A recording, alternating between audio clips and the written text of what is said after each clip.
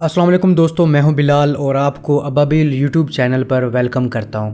Guys, आपने अक्सर देखा होगा कि कुछ न्यूक्लियर पावर कंट्रीज़ के लीडर्स के साथ हमेशा काले रंग का ब्रीफ केस रहता है, जिसके बारे में ख्याल ये किया जाता है कि ये न्यूक्लियर ब्रीफ केस है और इसमें न्यूक्लियर बटन है जिसे इस्तेमाल करते हुए मुल्क का सदर या वज़ीर आज़म न्यूक्लियर वेपन या मिसाइल लॉन्च कर सकता है। आज की इस वीडियो में हम जानेंगे कि क्या वाकई ये brief case nuclear brief case होता है जिसको इस्तेमाल करते हुए एटम बॉम्ब या मिसाइल लॉन्च किया जा सकता है। So without wasting more time, let's start.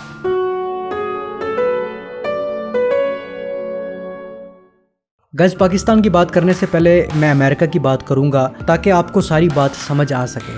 आप में से अक्सर लोग ये जानते होंगे कि अमेरिका की तरफ से अगर किसी दूसरे मुल्क पर न्यूक्लियर वेपन लॉन्च करने हो तो इसका फैसला अमेरिका के सदर की जानिब से ही लिया जाता है और इस मकसद के लिए हमेशा अमेरिकन सदर के साथ एक ब्रीफ केस होता है, जिसे न्यूक्लियर ब्रीफ केस नहीं बल्कि nuclear football, atomic football, president's emergency satchel, the button या दी ब्लैक बॉक्स के नाम से जाना जाता है। ये सैचल या ब्रीफ केस अमेरिकन सदर का पर्सनल असिस्टेंट कैरी करता है, जिसे एडीसी कहते हैं। इमरजेंसी की सूरत में अमेरिकन सदर जहां भी हो, बेशक किसी दूसरे मुल्क में हो, तो वो इस ब्रीफ केस को यूज़ करते हुए न्यूक्लियर अटैक कर सकता है। अमेरिका के पास ऐसे 3 न्यूक्लियर ब्रीफ केस होते हैं, जिनमें से 2 अमेरिकन सदर और वाइस प्रेसिडेंट को दिए जाते हैं और तीसरा व्हाइट हाउस में पड़ा होता है। अगर किसी वजह से प्रेसिडेंट इस ब्रीफ केस को इस्तेमाल नहीं कर पाता तो वाइस प्रेसिडेंट इस ब्रीफ केस को इस्तेमाल करता है। अब ऐसा नहीं है कि इस ब्रीफ केस के अंदर एक बटन होता है जिसे सिर्फ प्रेस किया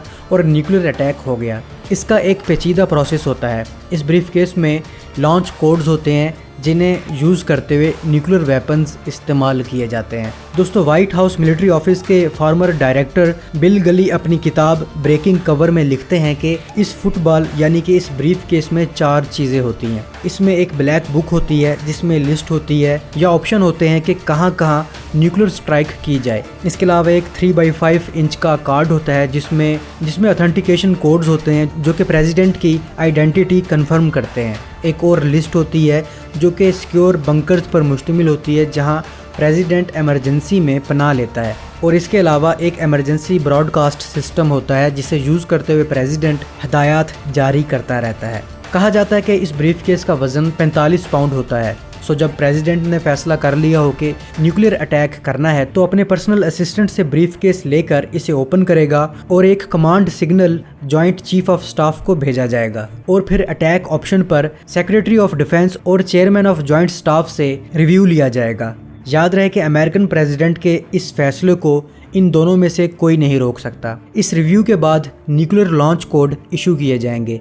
ये launch code advanced extremely high frequency, जो कि secure military communication satellite system है जिसे जैम नहीं किया जा सकता, या बोइंग E4 और टेकमो जैसे हथियारों को यूज़ करते हुए इन न्यूक्लियर लॉन्च कोड्स को ऑपरेशन न्यूक्लियर डिलीवरी सिस्टम तक पहुंचाया जाता है, जहां पर 2% वेरिफिकेशन प्रोसीजर किया जाता है। इस प्रोसीजर को फॉलो करते हुए ये न्यूक्लियर कोड्स पाल सिस्टम में यानी कि परमिसिव एक्शन लिंक सिस्टम में एंटर किए जाते हैं। लेकिन प्रेसिडेंट की तरफ से लॉन्च किए जाने वाले ये कोड पाल सिस्टम में एंटर करने से पहले मिलिट्री की जानिब से प्रेसिडेंट के उसी कार्ड पर कुछ सिक्योर कोड इशू किए जाते हैं ताकि आइडेंटिफाई किया जाए कि वाकई ये न्यूक्लियर लॉन्च कोड या गोल्ड कोड प्रेसिडेंट ने ही इशू किए हैं। याद रहे, इस कार्ड को जिससे लॉन्च कोड इशू किए जाते हैं इसका निक नेम बिस्किट है और लॉन्च कोड को गोल्ड कोड कहते हैं। ये कन्फर्म कर लेने के बाद कि वाकई ये कोड प्रेसिडेंट ने इशू किए हैं तो इन कोड्स को पाल सिस्टम से गुजारा जाता है। पाल सिस्टम न्यूक्लियर वेपन्स के लिए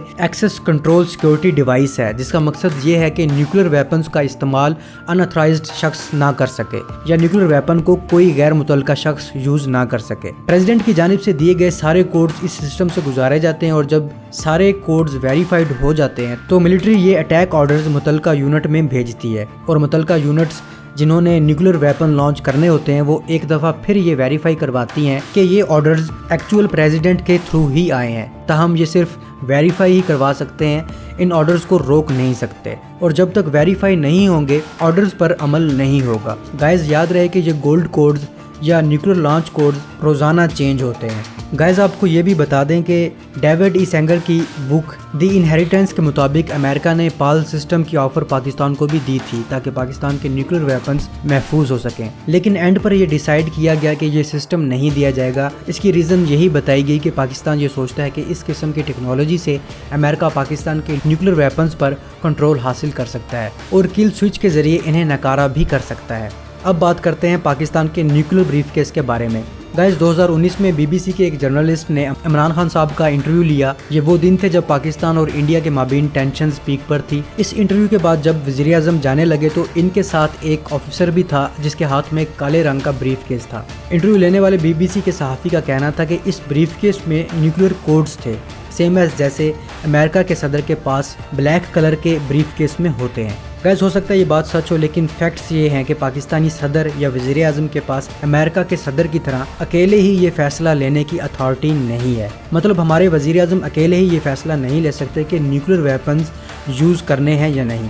इस बड़े इक़दाम के लिए नेशनल कमांड अथॉरिटी बनाई गई है। 1998 के एटमी तजर्बात करने के बाद सन 2000 में पाकिस्तान ने न्यूक्लियर वेपन्स को कंट्रोल करने और इनके इस्तेमाल के लिए नेशनल कमांड अथॉरिटी बनाई। इस नेशनल कमांड अथॉरिटी के under joint space operations, information warfare, missile defence, internal and external command and control, intelligence, surveillance, reconnaissance और स्ट्रेटेजिक डेटरेंस यानी कि न्यूक्लियर स्ट्रेटजी हैं। इसके अलावा ये अथॉरिटी मुल्क के अंदर और मुल्क के बाहर पाक आर्मी, एयरफोर्स और नेवी के ऑपरेशंस भी देखती है। गाइस ये नेशनल कमांड अथॉरिटी सिविल और मिलिट्री लीडरशिप पर मुश्तमिल होती है। इस अथॉरिटी के chairman prime minister of Pakistan होते हैं। इसके अलावा सिविल से foreign minister, interior minister, finance minister, defence minister और defence production minister of Pakistan इस अथॉरिटी के मेंबरान होते हैं। जबकि मिलिट्री से joint chief of staff committee के chairman chief of army staff, chief of naval staff और चीफ ऑफ एयर स्टाफ, जबकि इसके अलावा 3 star general, director general strategic plans divisions और DGISI भी इस अथॉरिटी का हिस्सा होते हैं और यही सब मिलकर न्यूक्लियर अटैक के बारे में फैसला करते हैं। और इस नेशनल कमांड अथॉरिटी की जो सिक्योरिटी ब्रांच है वो स्ट्रेटेजिक प्लान्स डिवीजन्स फोर्स है जो कि हमारे न्यूक्लियर एसेट्स की हिफाजत करती है। तो मुख्तसर ये कि न्यूक्लियर वेपन्स को यूज़ करने का फैसला हमारे वज़ीर आज़म अकेले नहीं कर सकते। सेम एज इंडिया का भी यही सिस्टम है। इंडिया की भी न्यूक्लियर कमांड अथॉरिटी है जो कि न्यूक्लियर वेपन्स को कमांड एंड कंट्रोल और इनको यूज़ करने का फैसला लेती है। इंडिया की ये NCA 2003 में इस्टेब्लिश हुई।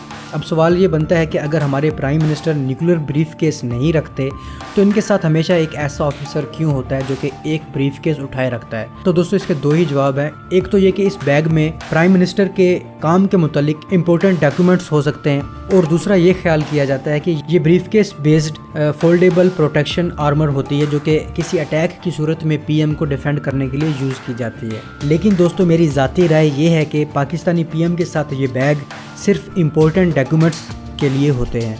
आप इस बारे में क्या राय रखते हैं कमेंट सेक्शन में ज़रूर बताइएगा। और अगर आपको ये वीडियो पसंद आई है तो मज़ीद इस तरह की वीडियोस देखने के लिए हमारे चैनल को सब्सक्राइब कीजिएगा और साथ में मौजूद बेल आइकन को भी प्रेस करें ताकि हर नई आने वाली वीडियोस का नोटिफिकेशन आपको मिल सके।